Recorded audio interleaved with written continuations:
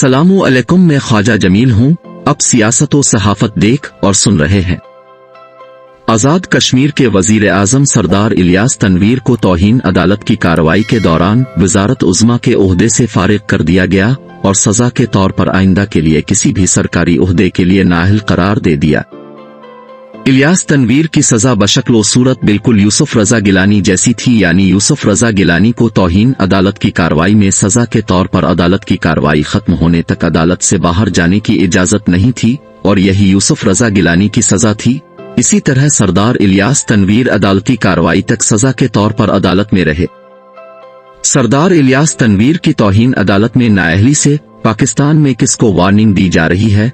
इस वक्त रियासत में दो आला शख्सियात हैं जिनके गिर्द तौहीन अदालत की कार्रवाई के साए गर्दिश कर रहे हैं।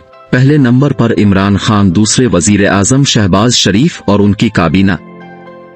इमरान खान को सजा देने के लिए तकरीबन 150 के करीब मुकदमात दर्ज हैं।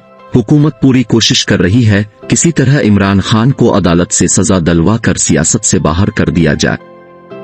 अगर देखा जाए तो वजीर आजम आजाद कश्मीर और वजीर आजम पाकिस्तान दोनों के मुकदमात में तौहीन अदालत की मुमासलत है। सरदार इलियास तनवीर के खिलाफ तौहीन अदालत की कार्रवाई अपने अंजाम को पहुंच चुकी और वो सजा से बहरावर हो चुके, जबकि शहबाज शरीफ के खिलाफ तौहीन अदालत की कार्रवाई उनके सर पर खड़ी है, जो किसी भी वक्त अदालत में शुरू होकर शहबाज शरीफ को अपने अंजाम तक पहुंचा देगी। दोनों वज़राए आज़म के उन उमूर का जायजा लेना जरूरी है जिनकी बिना पर उनके खिलाफ तौहीन अदालत की कार्रवाई आगाज पजीर हुई। ख्याल रहे वजीर आजम शहबाज शरीफ के खिलाफ अभी कार्रवाई का आगाज नहीं हुआ, मगर कानूनी माहिरीन के मुताबिक सूबाई इलेक्शन के मामलात में शहबाज शरीफ सुप्रीम कोर्ट के हुक्म की सरीहन खिलाफ वर्जी कर चुके हैं और अदालत की हुक्म उदूली उन्होंने दानिस्ता तौर पर की है। लिहाजा तौहीन अदालत की कार्रवाई उनके खिलाफ किसी भी वक्त शुरू हो सकती है। जहां तक इलियास तनवीर की सजा और तौहीन अदालत का ताल्लुक है तो आजाद कश्मीर की सूबाई अदालत ने तौहीन अदालत की कार्रवाई सरदार इलियास तनवीर की उन तकरीरों की बिना पर शुरू की जिसमें उन्होंने मुअज़्ज़ज़ जजिस के खिलाफ नाज़ेबा ज़बान और गुफ्तगू की। सरदार इलियास तनवीर अपनी तकरीरों और निजी बातचीत में जजिस के खिलाफ ज़बान दराज करते रहते थे। उन्होंने एक मौके पर कहा था, मैं जहां पाँव रखता हूं वहां से धुआं उठना शुरू हो जाता है। सऊदी अरब 5 अरब तरक्कियाती फंड में दे रहा है, मगर इस फंड पर 2.5 माह से सिट्टे ऑर्डर है। अब पाँव रखने से धुएं का उठना, इससे उनकी क्या मुराद है और ये बात उन्होंने क्यों की और किसको सुनाकर की? फिर एक जगह पर उन्होंने अदालत के तलबी के मौके पर कहा, वजीर आजम इतना फारिग नहीं होता, जब भी अब तलब करें और वो दूसरे रोज ही भागा चला आए। हम रियासत को किसी सूरत यरगमाल नहीं बनने देंगे। तहरीक इंसाफ का मंशूर और नाम ही इंसाफ है। सरदार इलियास तनवीर शायद ये बात भूल गए थे, इसलिए आला अदलिया और जजिस के खिलाफ ऐसे रिमार्क्स देते रहे जो तौहीन अदालत की हुदूद में पाए गए। इस्लामाबाद में एक तकरीब में उन्होंने तकरीर करते हुए अदलिया पर इल्जाम आयद किया था और कहा, अदलिया हुकूमती उमूर को मुतासिर कर रही है और हुक्म इम्तिना के जरिए वजीर आजम के उमूर में मुदाखलत कर रही है। उन्हीं बयानात की वजह से आजाद कश्मीर की सूबाई और सुप्रीम कोर्ट ने सरदार इलियास तनवीर को अदालत में तलब कर लिया और उनके तौहीन आमेज बयानात की वजाहत चाहिए। सरदार इलियास तनवीर अदालतों में अपने बयानात का दिफा नहीं कर सके, लिहाजा उनको अदालतों से गैर मशरूत मुआफी मांगनी पड़ी और खुद को अदालतों के रहम करम पर छोड़ना पड़ा, मगर अदालतों ने उनकी गैर मशरूत मुआफी को कबूल नहीं किया और सजा का मुस्तहिक करार दिया। अब वजीर आजम के साथ उनकी पूरी काबीना भी तहलील हो चुकी है। वजीर आजम सरदार इलियास तनवीर सुप्रीम कोर्ट में चले गए हैं, जहां वो अपनी सजा के खिलाफ अपील करेंगे और सजा को कालअदम करार देने की कोशिश करेंगे।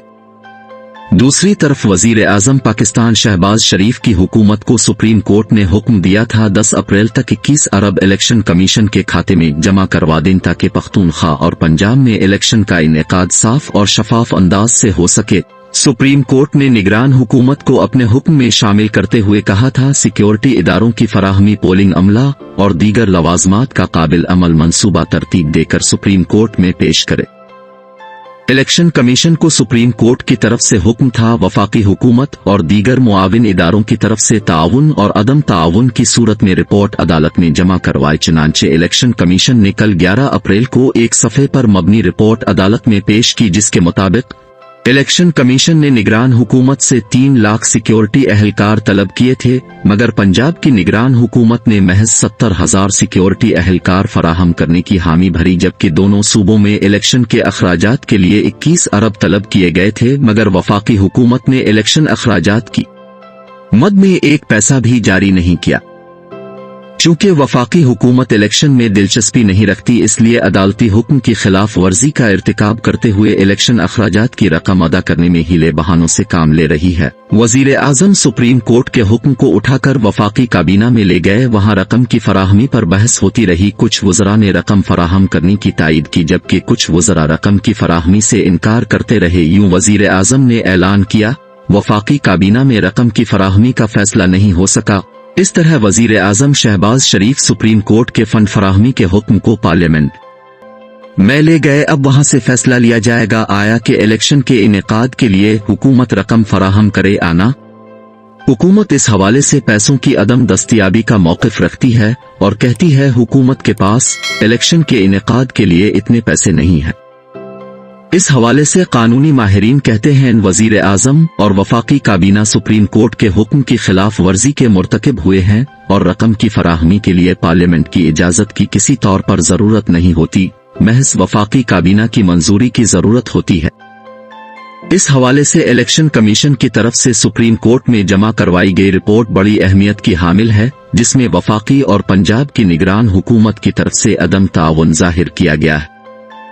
तहरीक इंसाफ और दीगर कानूनी माहिरीन इस बात पर मुत्तफिक हैं, चूंकि इलेक्शन अखराजात की फराहमी वजीर आजम और काबीना के इख्तियार में है, इस हवाले से पार्लियामेंट की इजाजत लाजमी नहीं होती। लिहाजा वजीर आजम ने रकम फराहम न करके अदालत के अहकामात की खिलाफ वर्जी की है, इसलिए अब उनके खिलाफ तौहीन अदालत की कार्रवाई जरूर होगी।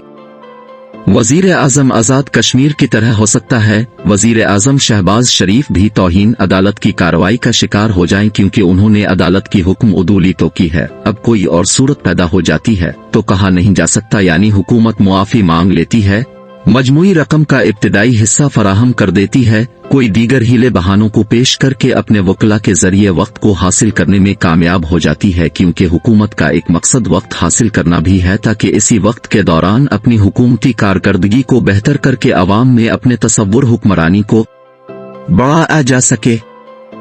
नाजरीन, वीडियो अच्छी लगे तो लाइक और शेयर कीजिए।